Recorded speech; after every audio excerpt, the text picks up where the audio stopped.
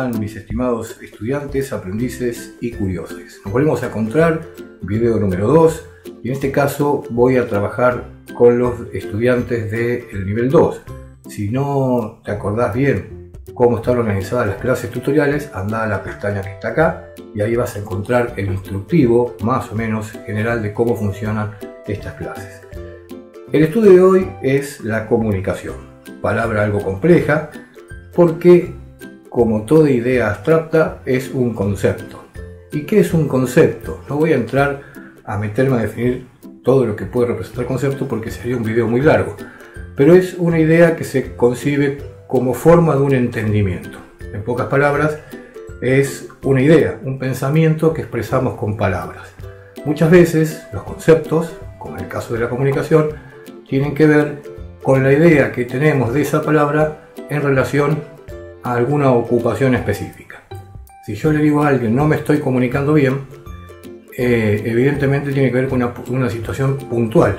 Lo mismo que si decimos no hay buena comunicación. Pero en realidad, ¿sabemos todo lo que abarca esta palabra? Vamos a intentar resolverlo en este video. Comencemos.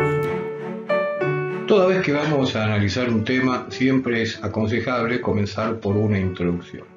Si vamos a hablar de la comunicación, entonces es bueno que sepamos desde qué punto de vista la vamos a abordar, porque de por sí la palabra es bastante compleja. Esta introducción que vamos a presentar en este video va a tener como punto de partida diferentes definiciones que se presentan tanto en internet como en libros en los que se llaman especialistas. Hay libros que son manuales, no son especialistas, sino que sacan, valga la redundancia, los especialistas los temas y luego los interpretan y los llevan al manual. De todos ellos encontramos diferentes formas de entender la comunicación y de definirla. La palabra es, por supuesto, comunicación, y en principio, antes de comenzar con las definiciones, deberíamos saber quiénes y o qué tienen la capacidad de comunicar y comunicarse. Van a encontrar diferentes autores que van a hablar de la comunicación animal, de los insectos, de la comunicación humana, y muchos autores van a decir que los objetos no se comunican. Pero las cosas en el mundo han cambiado, hay algo que se llama tecnología digital, hay algo que todavía no está a un nivel de evolución muy elevado, pero que se llama inteligencia artificial. Así que vamos a comenzar por entender que primero hay una comunicación muy básica que tienen tanto los insectos como los animales. Me falta el dibujito de los insectos, pero bueno, ustedes entienden. ¿Se comunican? Sí, claro que se comunican. Esta comunicación que tienen los animales no es consciente. Es más bien un acto instintivo. Por eso podemos decir que es una comunicación intuitiva. ¿Por qué no es consciente? Bueno, porque no tienen conciencia. Explicar qué es tener conciencia me llevaría un video más. Pero, en pocas palabras, para que se entiendan, por ejemplo, los animales no tienen noción de lo que es la vida y la muerte. Nosotros sí. Y eso es parte de la conciencia. Sabemos que vamos a morir, los animales no. Obviamente, los que también nos comunicamos somos las personas. En este caso, la comunicación en la mayoría de las veces es consciente. Pero también existe una comunicación inconsciente, la que podemos llamar impulsiva, que ya vamos a explicar más adelante. Personas de diferentes edades, diferentes castas sociales, diferentes culturas, utilizan la comunicación como un recurso, consciente e inconsciente. Dije al principio, ha aparecido en estos últimos tiempos algo que se conoce como inteligencia artificial. Es decir, hay programas, algoritmos, que se comunican con otros programas y con otros algoritmos de manera prácticamente automática. Ustedes me podrán decir, pero eso lo programa una persona. Es verdad. Pero supongamos el caso de YouTube. Tiene un algoritmo que se comunica con Google. Y Google se comunica con YouTube. Si bien al principio fueron programados por personas, las personas, valga la redundancia, ya no están implicadas en esa comunicación que es entre programas, algoritmos, una especie de inteligencia. Quiero aclarar que la inteligencia humana es muy superior a la inteligencia o a esta inteligencia artificial, otra vez por el mismo tema que hablábamos con respecto a los animales, el tema de la conciencia. Las máquinas no tienen conciencia, pero nadie puede negar al día de hoy que también se comunican y que ya lo hacen solas y se entienden entre ellas. Repito, si tengo que explicar cómo funciona un algoritmo me llevaría un video entero, no viene al caso, quizás lo veamos en tecnología de la información y la comunicación, pero de seguro van a encontrar muchos autores al día de hoy que van a decir que los programas y los algoritmos se comunican, con sus propios códigos, obviamente. Pasemos a la siguiente diapositiva.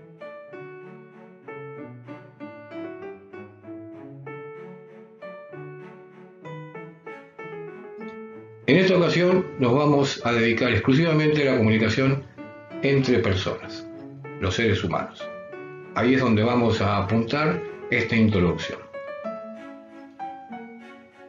Tenemos que definir si es un acto, un proceso o las dos cosas, porque según los autores que leamos van a decir que la comunicación es un acto, es la acción que lleva a cabo un emisor para transmitir un mensaje a un destinatario. Otros van a decir que es un proceso, que comienza con un mensaje enviado para producir una reacción en el destinatario y este a su vez va a contestar de diferentes maneras. Vamos a ver parte por parte. Si es un acto significa que parte de una acción. Bien. Todos los seres humanos, desde que nacemos hasta que morimos, llevamos a cabo acciones. Una de ellas es comunicar. Estas acciones pueden ser intencionales. Por ejemplo, yo le mando un mensaje de texto a alguien para que si alguien lo recibe reaccione de una manera determinada. A veces ocurre lo que yo quiero, otras veces no. En ese caso, la acción es intencional, la de enviar el mensaje. O, como en este caso, por ejemplo, yo estoy comunicando esta clase, lo hago de manera intencional, esperando, o a veces no hace falta esperar nada, pero sí sabiendo que del otro lado, el que recibe el mensaje va a tener una reacción. Pero otras veces ocurre que llevamos a cabo acciones involuntarias, lo que en la diapositiva anterior habíamos llamado impulsivas. ¿Cuándo ocurre esto? Cuando se da un acto reflejo. Por ejemplo, estoy clavando un clavo, me martillo un dedo e inmediatamente, sin poder contenerlo, seguramente voy a putear. Voy a decir cosas como la de la lora o la que los parió y no lo voy a poder contener aunque esté rodeado de gente en donde ese tipo de expresiones sean mal vistas o sean mal catalogadas, por decirlo de alguna manera. Ese sería el acto involuntario. Y si no, piensen en todas las veces en las que han dicho algo que no querían decir y por dentro se quiere morder la lengua y dice se me escapó, o hasta a veces cometemos el acto reflejo de taparnos la boca así para que se entienda que no queríamos decir lo que dijimos. Pero lo dicho, dicho está, y es un acto involuntario, es una comunicación y va a producir una reacción en el destinatario.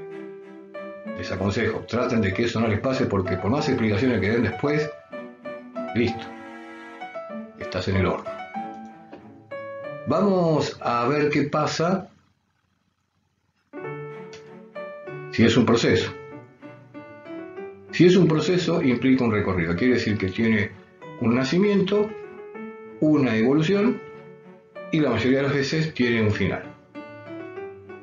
Todo esto lo vamos a poner en un conjunto para que podamos entender de alguna manera o fabricar de alguna manera una especie de definición que van a ver que no se va a poder realizar, pero no importa, vamos a intentarlo. Desde esta perspectiva, la comunicación está conformada tanto por una acción como un proceso. Según lo que hemos visto, entonces puedo suponer que cada persona elige comunicar. Elige comenzar con el acto comunicativo y por tanto elige iniciar un proceso. Pero ¿qué pasa cuando lo que yo comunico no tiene que ver con una intención? A ver si lo podemos reflejar acá. Aquí lo tenemos en el cuadro. Existen acciones involuntarias. Voy a sacar mi carita de acá abajo para que pueda completar el cuadro. A ver, para que se entienda. Por ejemplo, paso por una situación emotiva difícil. Mi novia me dejó. Y estaba o estoy muy enamorado de mi novia. Después de que sucede esto, yo tengo que seguir con mi vida. Tengo que ir a trabajar, frecuentar los lugares de siempre, etc. Cuando transito por la calle, en mi trabajo y en los lugares en los que habitualmente asisto, lo hago con mi presencia un tanto desalineada. Despeinado, mal afeitado, los ojos enrojecidos, media camisa fuera del pantalón, los zapatos industriales, etc. Según la situación descrita, ¿no estoy comunicando algo aunque esa no fuera mi intención? Yo diría que sí. Así que a partir de eso tenemos que sacar una conclusión. Debo deducir que cuando no comunico, también comunico. En otras palabras, es imposible no comunicar. Y pasamos a la siguiente diapositiva para ir cerrando la idea.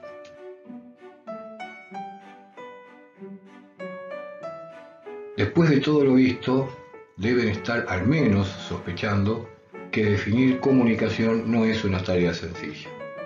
Sin embargo, y a pesar de ello, cuando estudiamos esta palabra y sus implicancias dentro de las escuelas secundarias, en la mayoría de los casos tratan de explicar la comunicación a través de un circuito que creó un lingüista ruso llamado Roman Jakobson. Vamos a poner el título: el circuito de la comunicación de Roman Jakobson. No lleva tilde porque es Roman y no es Román como Juan Román Riquelme, que ahí sí llevaría tilde. Lo aclaro porque no va a faltar el que me diga faltó la tilde.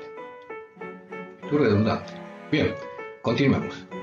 Decíamos, muchas veces tratan de explicarnos la comunicación a través del circuito de la comunicación de Roman Jakobson.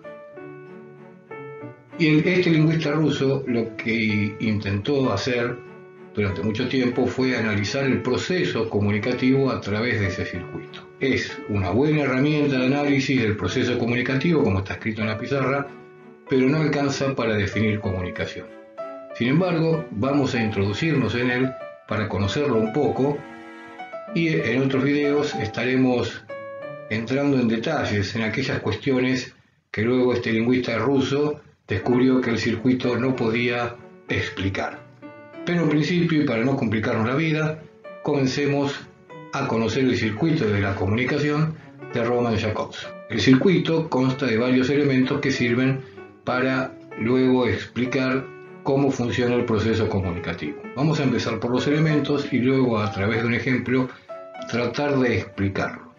El primer elemento es el emisor, que es el que produce el mensaje. Luego tenemos el referente. Vamos a explicarlo.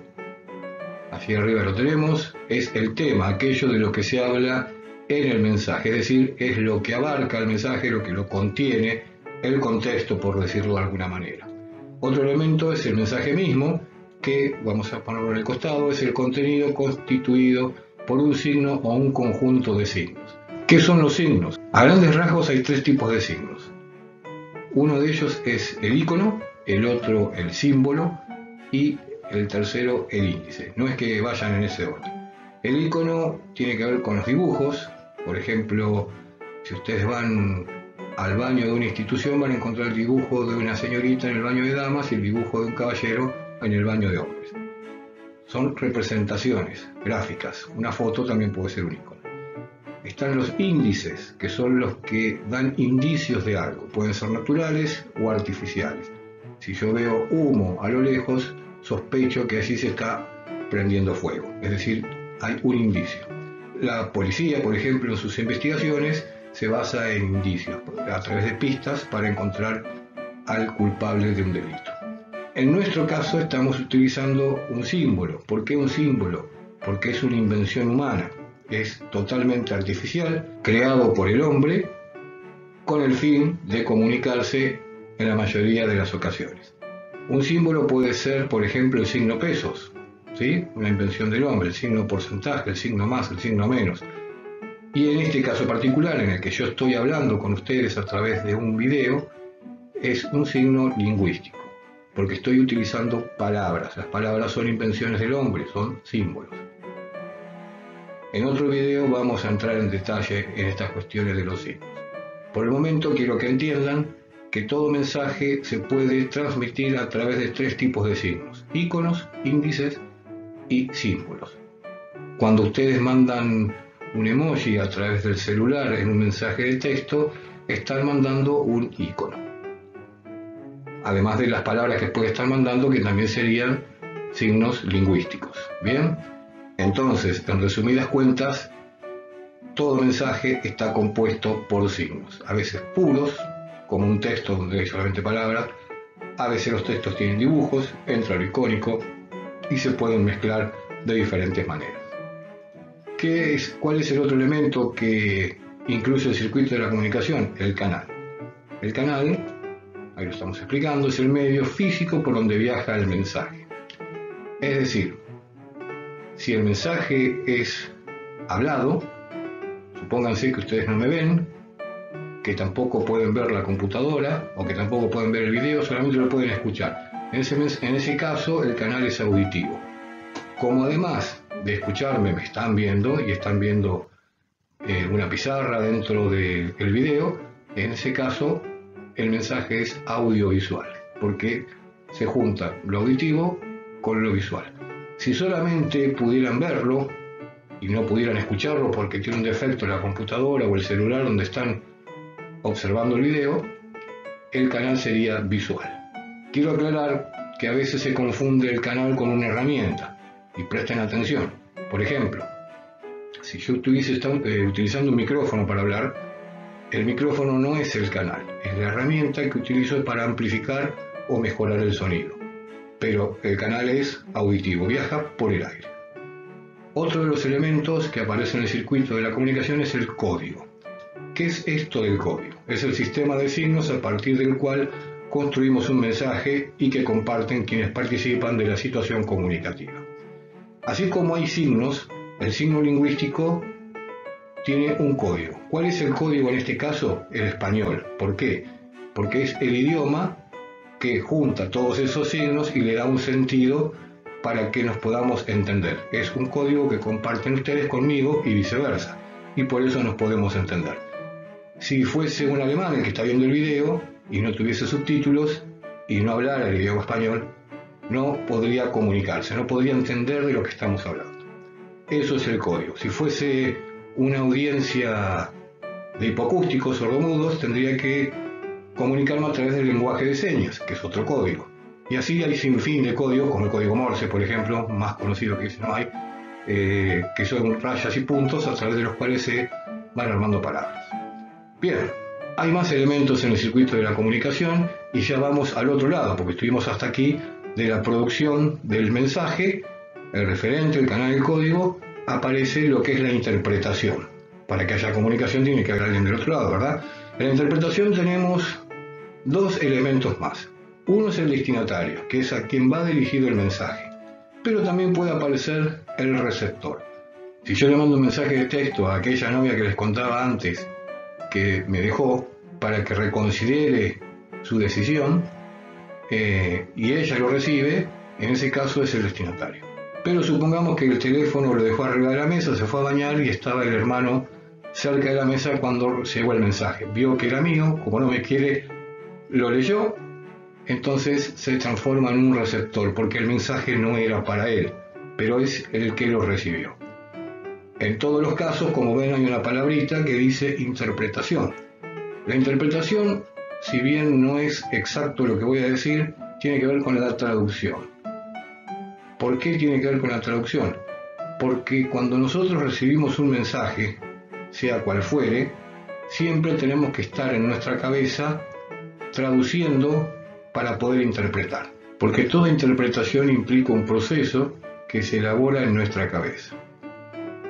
Las palabras, como muchos de los signos que iremos viendo durante estos videos, son inventos del hombre. Por lo tanto, hay que asociar ese invento, esa palabra, con un contenido. Y no siempre la interpretación es adecuada. Voy a dar un ejemplo que me ocurrió cuando daba clase hace tiempo atrás en un curso que estaba repleto de mujeres. Eran todas mujeres mis estudiantes. Y estaba justamente dando el signo lingüístico. Entonces yo dije, imaginen un unicornio. Una de las estudiantes ni corta ni perezosa, dijo: si a mí el profe me pide que me siente, yo me siento. Todos se mataron de risa. Porque hay una interpretación que tiene que ver con la edad y con las experiencias de quienes han escuchado ese mensaje. Pero si yo hubiese dicho lo mismo en un curso donde mis estudiantes tuviesen 8 años y fuesen todas nenas, a ninguna se le ocurriría decir ese tipo de cosas porque no está en su cabeza, todavía no ha tenido la experiencia y la interpretación hubiese sido simplemente un unicornio. Supongo que habrán entendido. Continuamos con el cuadro. Tanto el destinatario como el receptor son partes de la interpretación de un mensaje. Para que la comunicación sea efectiva, para que se produzca y se concrete de manera certera, hace falta un proceso más, que vamos a explicar en el funcionamiento de la misma. Dijimos que teníamos el emisor, que es quien emite el mensaje, por ejemplo, en este caso soy yo, pero vamos a poner otro ejemplo. Recuerdan que hablé de los semáforos. Semáforos hay muchos, pero los más conocidos son el vehicular, que tiene los colores rojo, amarillo y verde, y el peatonal, que suele tener el dibujo de un hombre parado y de un hombre que se mueve, que avanza. El emisor en ese caso es la Dirección General de Tránsito. El mensaje lo envía a través del semáforo peatonal. ¿Y qué dice el mensaje? Prohibido cruzar y permitido cruzar. Ese mensaje tiene sentido dentro de un contexto al que, como dijimos antes, se le llama referente. Es lo que contiene el mensaje, es el tema de lo que se habla. ¿Y cuál es el tema que incluye ese mensaje? La regulación de la circulación peatonal en la ciudad. ¿Qué sigue? El canal. ¿Por dónde viaja el mensaje?